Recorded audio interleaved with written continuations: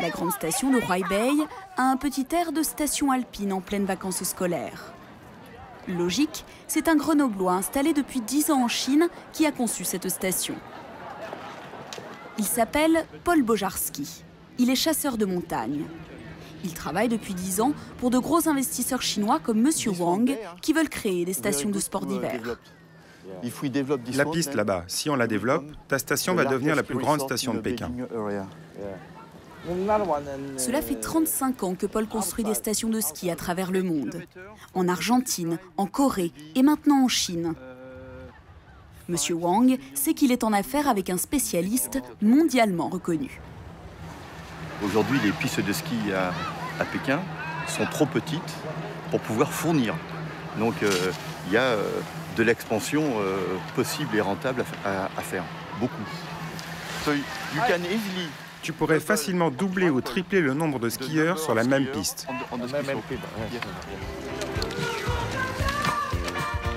La Chine compte aujourd'hui 300 000 skieurs. Dans 20 ans, ils seront 20 millions. Le marché est colossal. Il y a donc urgence à trouver de nouveaux sites. Paul n'est pas inquiet pour ses affaires. Chengdu, capitale du Sichuan. L'avion de Pékin vient de se poser. Ces hommes attendent Paul Bojarski. Le chasseur de montagne a délaissé les pistes pékinoises. Il doit construire dans cette province la plus grande station de ski d'Asie. Il est venu souvent ici, mais le tremblement de terre de mai 2008 a arrêté son projet. Il faut tout reprendre, presque à zéro. Ça risque d'être un peu dur parce qu'il va quand même faire mauvais temps, au moins en basse altitude. Mais si on a de la chance, on devrait être au-dessus d'une mer de nuages. Le propriétaire de la future station de ski s'appelle Monsieur Huang. Il a fait fortune dans l'industrie pharmaceutique. Il accompagne Paul en expédition, une semaine de bivouac, parfois à 4000 mètres et par moins 25 degrés. Mais Monsieur Huang a tout prévu. L'équipement est digne d'une expédition polaire. L'investisseur chinois est attentionné. Il veut offrir à Paul les moyens de travailler dans les meilleures conditions, car il attend beaucoup de lui. Moi, je veux qu'il me fasse l'équivalent de Val Thorens ou bien Val d'Isère. Val d'Isère et Val Thorens ne se sont pas faites en un jour. Alors, pas question de perdre une minute. L'expédition prend la route, direction les monts des 9 tripodes.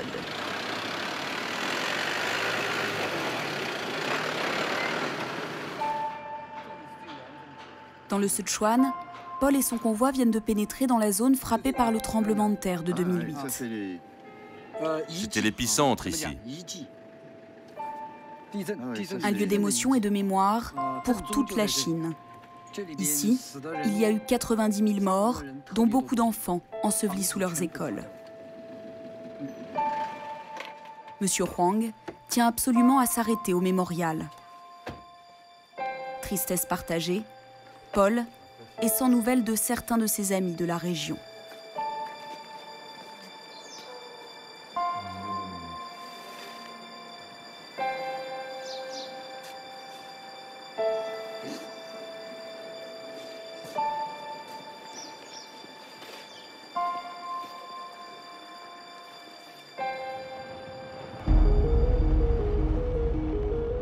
Dans la campagne, les dégâts sont également considérables. Plus de routes, plus d'infrastructures. La reconstruction avance très lentement.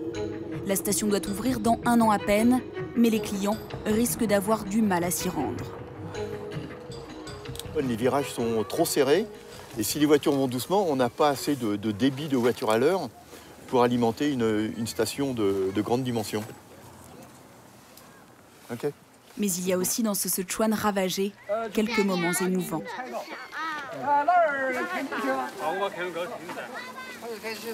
Oui, je pensais qu'ils étaient morts. Lors de son dernier passage ici, ces paysans avaient été ses guides. Son ancienne maison a été détruite. Et Ça vous émeut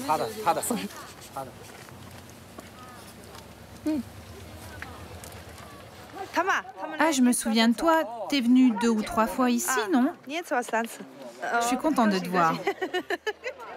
Paul aimerait pouvoir passer plus de temps avec eux, mais il doit reprendre la route. Plus haut, beaucoup de travail l'attend. «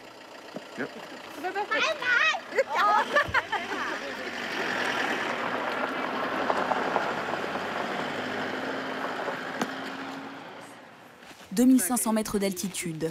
Impossible de poursuivre en voiture. Il n'y a plus de route. Il faut continuer à cheval. Monsieur Huang a engagé quelques paysans pour amener tout ce petit monde à bon port. Pour ces montagnards, ces étrangers suréquipés, c'est peut-être le début de la fortune. Cette station va beaucoup influencer leur vie, ça c'est certain. Les routes vont être construites, les maisons aussi. Et puis tous ces paysans pourront travailler dans la station. Leurs enfants, les générations futures pourront être moniteurs de ski. On aura besoin d'eux. Il y aura du travail pour tout le monde.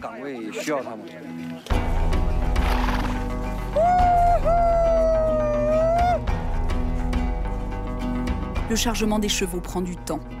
Il est déjà 16 heures quand la caravane s'engage sur le sentier. Il va bientôt faire nuit, mais Paul n'est pas inquiet, il est habitué à ces conditions extrêmes. Très vite, M. Huang distance le groupe de Paul. Les deux équipes se séparent. Plus inquiétant, les paysans ne reconnaissent plus le chemin. Il faut pourtant décider, et vite.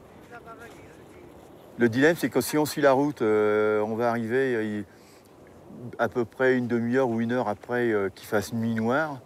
Et si on prend l'ancien chemin, on arrivera autour de 10 minutes après qu'il fasse nuit noire. Bon, we go this way. Ok, on prend par là. On prend le raccourci. C'est une erreur, mais il ne le sait pas encore.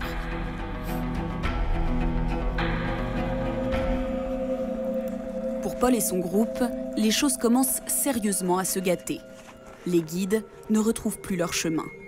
Et il est trop tard pour faire demi-tour. Ils nous disent qu'ils ne savent pas. On continue, mais ils nous ont donné les mauvaises indications. Ils ne savent pas que leur montagne a changé. La nuit tombe très vite en montagne. Les chemins au bord des précipices sont de plus en plus étroits. Et les paysans, maintenant, refusent d'avancer. Les paysans, ils ont peur la nuit en montagne, en hiver. Et puis, ils ont encore plus peur parce qu'il y a un petit passage escarpé, là. Ils ont peur que leurs chevaux tombent. Et pour eux, leurs chevaux, c'est beaucoup d'argent. Il fait moins 20 degrés. La colonne est perdue. Les hommes ne veulent plus bouger. Les chevaux sont nerveux. Le bivouac semble inaccessible. Personne n'entend leurs appels à l'aide.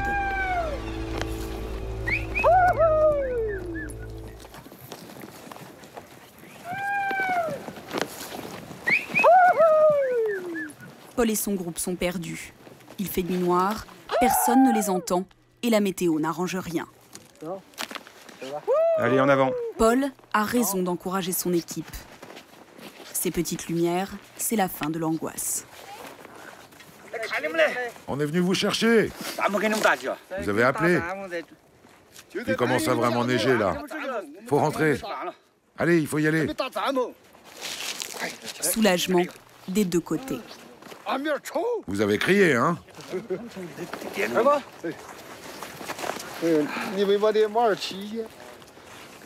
Quand on est parti ce matin, j'étais pas sûr qu'on y arrive tous, mais il n'y a personne qui a fait demi-tour. Je savais qu'il ne pourrait pas lui arriver de gros ennuis, mais surtout j'avais peur qu'il rentre très tard.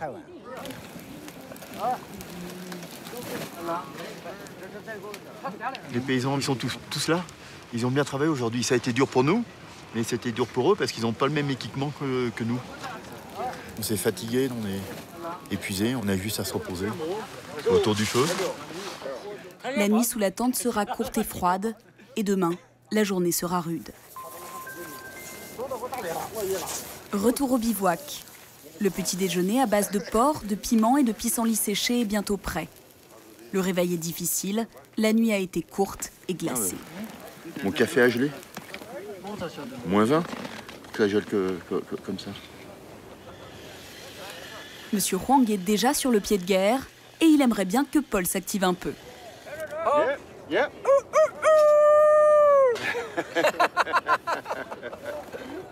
Il faut dire que l'enjeu de la journée est énorme. Une station comme celle que nous allons faire ici, pour le moment, personne ne l'a jamais envisagée. On a déjà bien avancé sur le projet. On sait qu'on veut faire une station de ski de très grande envergure. On veut proposer ici aux skieurs un minimum de 100 km de piste. Pour installer le village, Paul hésite entre deux emplacements. L'un à 3000 mètres d'altitude, l'autre à 3300. Ce qu'il faut décider ces jours-ci, c'est où mettre le village. Ici ou ici. Avantage de celui-là, c'est grand et on peut mettre un golf. À 3000 mètres, le village ne pourrait offrir que 6000 lits. À 3300, 4 fois plus de clients.